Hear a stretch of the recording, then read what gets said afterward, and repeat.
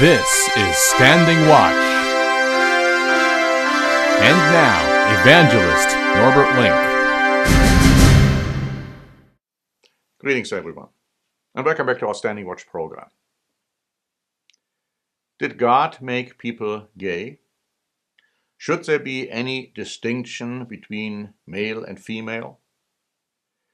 Are there any functions which might be different between the two genders? Well, I have here an article by the Catholic News Agency dated May 20, according to which a victim of the clergy abuse crisis who met privately with Pope Francis told a Spanish news source that the Pope told him to accept himself and his same-sex attraction because God made him that way. And then the Pope was quoted as saying the following: "You are gay, that doesn't matter. God made you like that, and He loves you. And I do not care. The Pope loves you as you are. You have to be happy with who you are." The article goes on to say that the comment is controversial because it evokes a theological debate about the causes of homosexuality. The Catechism of the Catholic Church states that homosexual acts are, quote, acts of grave depravity. Tradition has always declared that homosexual acts are intrinsically disordered. They are contrary to the natural law. Under no circumstances can they be approved.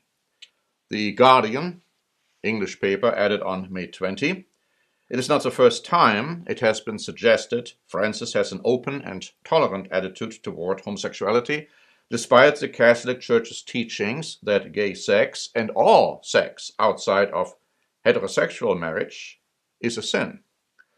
The new remarks appear to go much further in embracing homosexuality as a sexual orientation that is designed and bestowed by God. It suggests that Francis does not believe that individuals choose to be gay or lesbian. And then it also says that Francis made similar comments in private in the past when he served as a spiritual director to gay people in Buenos Aires. Is that God's viewpoint? Is there a different role when it comes to certain functions within the marriage? We recently just observed an interesting wedding ceremony in England.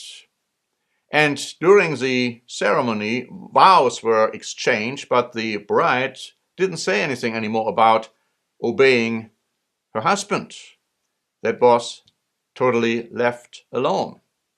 Also in England, interesting developments occur regarding the gender-neutral requirements in advertisement. Daily Mail wrote on May 17, "The Committee of Advertising Practice is considering introducing rules that could effectively outlaw characteristics such as boys being daring or girls being caring in advertisements." Vetoed was the following: Aptamil baby milk advertisement that showed girls growing up to become ballerinas and boys becoming scientists and rock climbers. Other notions on the endangered list for advertising include women not being able to park cars and men failing to change nappies. Some big brand names have already taken voluntary measures to end what they see as gender stereotyping. One TV ads used to show a mother and daughter in the kitchen. Now they show a father and a son. What is the truth? What are the right values? What are the wrong values? Is it true that God made men and women to be gay and lesbian, or is there a choice involved? What about these advertisement rules? Do they make sense? Do they make sense to you? What about vows not being including certain very typical declarations as between a husband and a wife, which were traditionally always used? Should that all be abandoned? Is there no more a right or wrong standard?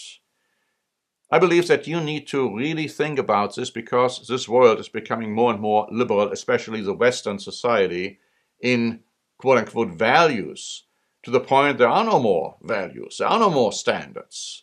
But does that excuse us as Christians to follow that trend?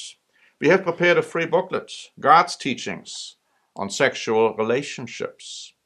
It goes into all these questions I have just raised and many more. It's absolutely free, and I would encourage you to ask and request a free copy. Thank you very much for listening. This is Norbert Link for the Standing Watch program.